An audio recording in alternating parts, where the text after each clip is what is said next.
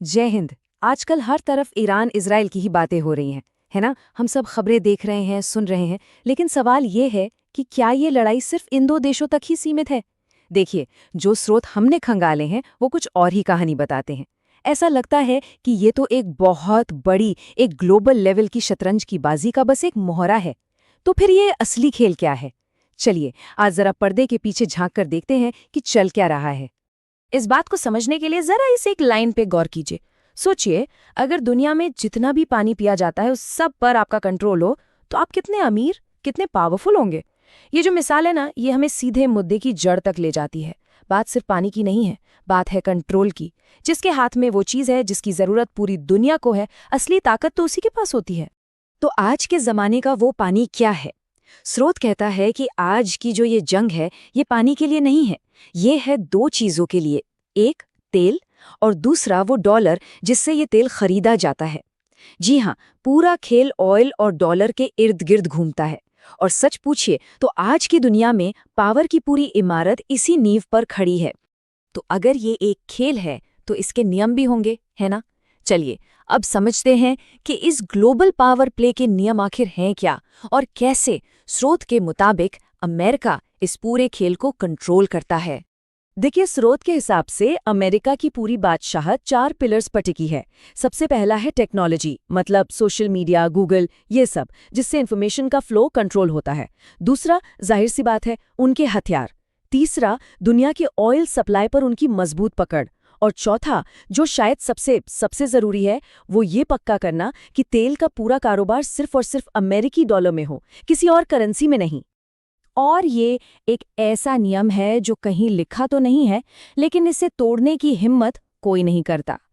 स्रोत हमें याद दिलाता है इराक और लीबिया जैसे देशों का, जिन्होंने भी इस सिस्टम को चैलेंज करने की कोशिश की, तेल को किसी और करेंसी में बेचने की बात की। उनका हश्र हम सब जानते हैं। यही है वो पेट्रो डॉलर सिस्टम जिसकी बुनियाद पर ये खेल खेला जा रहा है। अच्छा, तो अब आते हैं ईरान पर। सवाल ये उठता है कि इतने सारे प्रतिबंध, इतना दबाव, इसके बावजूद ईरान इस इतने बड़े पावरफुल सिस्टम को टक्कर कैसे दे रहा है। यहीं पर ईरान की एक बहुत ही स्मार्ट और कह सकते हैं कि किफ़ायती मिलिट्री स्ट्रैटेजी सामने आती है। इसे कहते हैं एसिमेट्रिक वॉरफेयर, मतलब बराबरी की लड़ाई नहीं बल्कि दिमाग की लड़ाई। अब जरा इन नंबर्स को देखिए। ये ईरान की पूरी स्ट्रैटेजी की कहानी कह देते हैं। ये लड़ाई सिर्फ हथियारों की नहीं है, ये इकोनॉमिक्स की लड़ाई है। ईरान का एक शाहिद ड्रोन पता है कितने का आता है? करीब $20,000। और उसको हवा में ही मार गिराने वाली जो अमेरिकी पेट्रियट मिसाइल है, उसकी कीमत पूरे $40 लाख। मतलब एक ड्रोन को गिराने का खर्चा 200 गुना ज्यादा। यही तो है ईरान का गेम। सामने वाले को महंगा पड़ो, उसे आर्थिक तौर पर थका दो।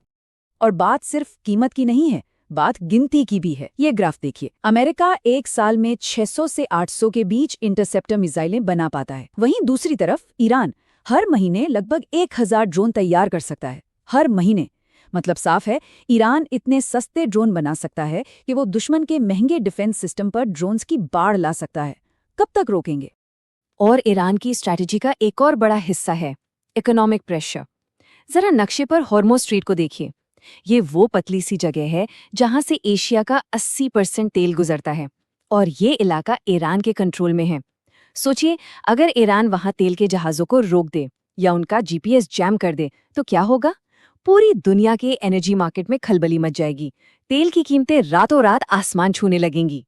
तो ये तो हुई सैन्य और आर्थिक चालें, लेकिन ये लड़ाई सिर्फ यहीं तक नहीं है। स्रोत एक और बहुत अहम बात की तरफ इशारा करता है। ये लड़ाई परसेप्शन की भी है, दोहरे मापदंडों की है। एक ऐसी लड़ाई जिसमें आलोचना को भी एक हथियार की तरह इस्तेमाल किया जाता है।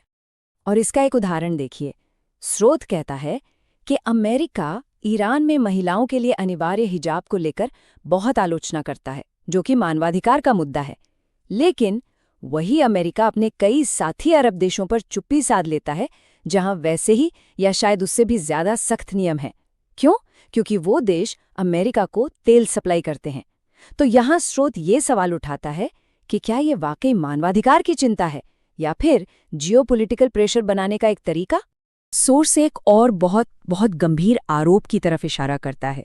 वो दावा करता है कि एक तरफ तो अमेरिका ईरान में महिलाओं की आज़ादी की बात करता है और दूसरी तरफ उसी अमेरिका ने वहां एक लड़कियों के स्कूल पर बमबारी की। ये आरोप दिखाता है कि कथनी और करनी में कितना बड़ा फर्क हो सकता है और कैसे कैसे मानवीय मुद्दों को भी राजनीतिक हथियार बनाया जा सकता है। अब इस पूरी ग्लोबल खींचतान से थोड़ा बाहर निकलकर देखते हैं कि भारत जैसे देश के लिए इसका क्या मतलब है। हम जो इस पूरी उठापटक के बीच में खड़े हैं, अपना रास्ता बनाने की कोशिश कर रहे हैं, हमारे लिए इसके क्या मायने हैं। और यही वो मिलियन डॉलर सवाल है।